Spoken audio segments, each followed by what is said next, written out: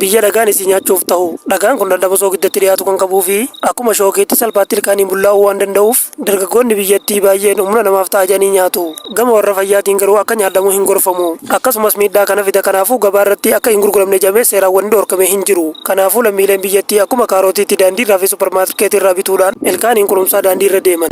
Dhagichi kallattiidhaan gaararraa qotamuudhaan iddoo gurgurtaatti erga dhiyaateen booda halluu garaagaraatiin ramadamuudhaan hawaasni biyyattiis filannoo isaaniitiin anis halluu kanarraa kiiloo tokko naa naqi isiifis kaanirraa cinaa naqiif jechuudhaan wal afeeranii nyaatan. Biyyi jalqaba appilii nyaataaf oolu itti argames Kaazakistaan jedhama. Kana jechuun sanyiin appilii jalqaba Kaazakistaan keessatti erga mul'ateen booda sanyiin isaa waliif raabsamaa addunyaa guutuurra wal ga'e. Jalqaba achirraa ka'uudhaan yeroo ammaa addunyaa guutuurratti biqilchanii gabaarra oolchaa jiran. Kanaafuu daandii Kaazakistaan gubbaarra yeroo deemtan siidaawwan gurguddaan fakkii appiliirraa hojjetaman gurguddaan daandiirra dhaabbatanii jiru. Akkasumas mana hojii keessaniif beeksisa yookaan baanaar hojjechuu isuu barbaaddan isinis ta'ee manni maxxansichaa dirqama suuraa appilii irratti godhuu qaba. Fakkiin appilichaas guddatee akka nama hundaaf mul'atutti hojjetamuu qaba. Kanaan ala hanga si adabsiisuutti deemaa jechuudha. Yeroo baay'ee gara giddugala ardii Eeshiyaatti maqaan biyyoota Afgaanistaan, Kaazakistaan, Paakistaan jedhamee dhumni maqaa isaanii Istaan jedhamee beekamu kunneen afaan warra Persiyaatiin hiikkaan isaa lafa jecha jedhu yoo ta'u maqaa Istaan jedhu dura kan jiru immoo uummata bakka bu'as jedhama. Akka fakkeenyaatti Afgaan jechuun uummata yoo ta'u Istaan jechuun immoo lafa jechuudha. Walumaa galatti hiikkaan jechoota Afgaanistaan, Paakistaan, Kaazakistaan jedhaman kun akka biyya keenyaatti yoo kan fudhannu taate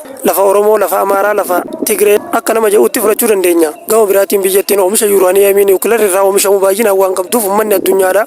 Keessattuu biyyoonni gurguddoon akka Ameerikaa akka lammiileen biyyattii ogummaa niwukileer oomishuu hin arganneef akkasumas lammiileen Kaazakistaan gara biyyoota niwukileer oomishuudhaan muuxannoo qaban kanneen akka Ameerikaa fi Raashiyaatti imalanii akka isaan muuxannoo fudhatanii gara biyyattiitti hin deebineef irratti walii galanii hordofaa jiru. Achumaanuu chaayinaala sabiskiraayib godhuu, viidiyoo laayik godhuu fi yaada qabaannaa komentiin barreessuu hin dagatinaa. Horaa bulaa.